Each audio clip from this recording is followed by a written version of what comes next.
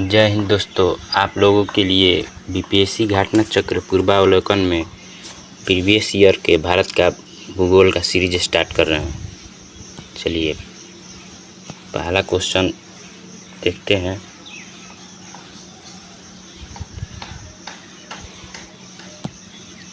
पहला क्वेश्चन, भारत का क्षेत्रफल संसार के क्षेत्रफल का 2.4% है, परंतु इसकी ऑप्शन ए संपूर्ण मानव जाति की 16% जनसंख्या है।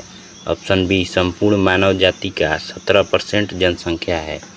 संपूर्ण मानव जाति का 18% जनसंख्या है। संपूर्ण मानव जाति का 28% जनसंख्या है। तो बताना है इसको कौन होगा, तो ऑप्शन नंबर बी हो जाएगा। संपूर्ण मानव जाति का 17% जनसंख्या है। ठीक है, चलिए इसका सॉल्यूशन देखते हैं।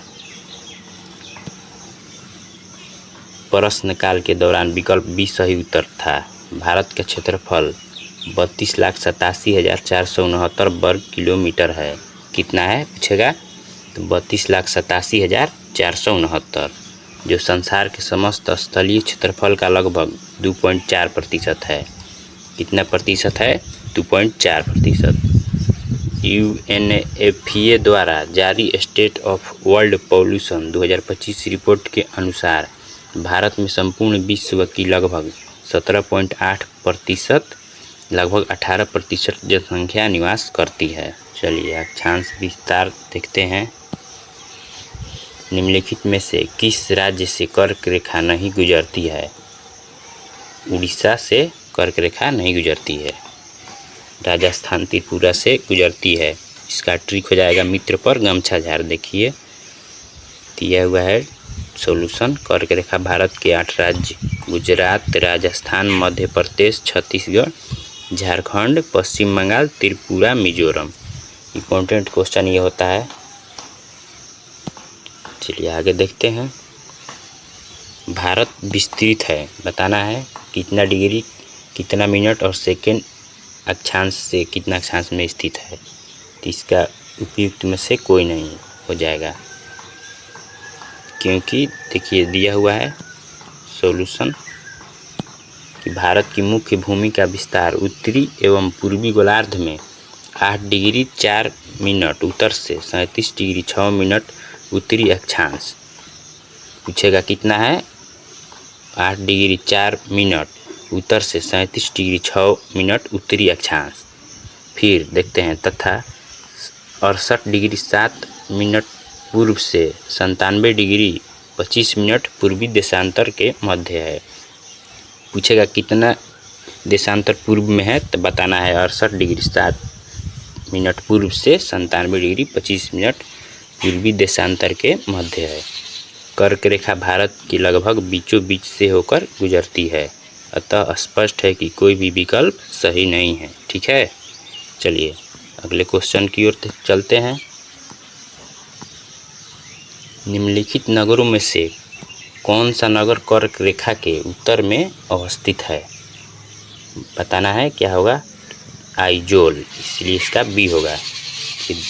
दिए गए नगरों में आइजोल मिजोरम का राजधानी है। नगर कर्क रेखा के उत्तर में स्थित है, जबकि भोपाल मध्य प्रदेश एवं रांची झारखंड कर्क रेखा के दक्षिण में स्थित है। ठीक है, पूछेगा दक्षिण में कौन स्थित है, ऑप्शन में रहेगा भोपाल या मध्य प्रदेश या रांची या झारखंड, तो उत्तर होगा। चलिए मानक समय में पहला क्वेश्चन देखते हैं। ग्रीनविच मध्य समय GMT से भारतीय मानक समय IST कितना आगे रहता है? इसका उत्तर हो जाएगा 5.5 घंटे। ये भी इम्पोर्टेंट क्वेश्चन हो जाता है। चलिए इसका देखते हैं डिटेल में क्या दिया है। भारत का मानक समय ग्रीनविच मध्य समय से 5.5 घंटा आगे है। भारत कितना है पूछेगा, 5.5 घंटा। भारत में 82.5 डिग्री पूर्वी देशांतर को मानक मध्याह्न रेखा माना जाता है। कितना को मध्याह्न रेखा माना जाता है, कितने डिग्री को, 82.5 डिग्री पूर्वी देशांतर। मध्याह्न रेखा पर स्थानीय समय पूरे देश के लिए मानक समय के रूप में जाना जाता है। मध्याह्न रेखा 0 डिग्री है। पूछेगा कितना प्रधान मध्याह्न रेखा है, तो 0 डिग्री, और ग्रीनविच रेखा के रूप में मानी जाती है। यह लंदन के पास ग्रीनविच से होकर गुजरती है। ठीक है, चलिए अगला क्वेश्चन देखते हैं। किस रेखांश पर भारतीय मानक समय अपनाया जाता है? 82.5 डिग्री पूर्वी देशांतर। ऊपर सॉल्यूशन डिटेल बताए हैं। चलिए अगला क्वेश्चन देखते हैं। भारतीय मानक समय एवं ग्रीनविच माध्य समय में अंतर पाया जाता है। बताना है कितना अंतर, +5 घंटे। चलिए इसका सॉल्यूशन देखते हैं। जैसे कि ऊपर हमने बताया है। चलिए अगला क्वेश्चन देखते हैं। किस पठार पर कर्क रेखा तथा भारतीय मानक समय रेखा एक दूसरे को काटती है? तो बघेलखंड, इसका सी हो जाएगा। ठीक है, देखिए सॉल्यूशन देखते हैं। बघेलखंड पठार छत्तीसगढ़ में है। कहाँ है? छत्तीसगढ़ में। पर कर्क रेखा और भारतीय मानक समय रेखा एक दूसरे को काटती है। ठीक है, पूछेगा किस पर काटती है? तो बघेलखंड पठार पर कर्क रेखा और भारतीय मानक समय रेखा काटती है। भारतीय मानक देशांतर रेखा उत्तर प्रदेश, मध्य प्रदेश, छत्तीसगढ़, उड़ीसा, आंध्र प्रदेश से होकर गुजरती है। ठीक है, कितना राज्य से होकर गुजरती है? पूछेगा भारतीय मानक समय रेखा 5 राज्य से। इसका ट्रिक मौका से हम लोग याद रखते हैं। MOUCA। M से मध्य प्रदेश, O से उड़ीसा, U से उत्तर प्रदेश, C से छत्तीसगढ़, A से आंध्र प्रदेश। ठीक है, चलिए सीमावर्ती देश। सीमावर्ती देश में देखते हैं। भारत और चीन के बीच सीमा रेखा को क्या कहा जाता है? तो बताना है क्या कहा जाता है भारत और चीन के बीच? मैकमोहन रेखा। देखिए इसका सॉल्यूशन। भारत और चीन की उत्तर पूर्वी सीमा का सीमांकन मैकमोहन रेखा करती है। इस रेखा का निर्धारण 1914 में सर हेनरी मैकमोहन द्वारा किया गया था।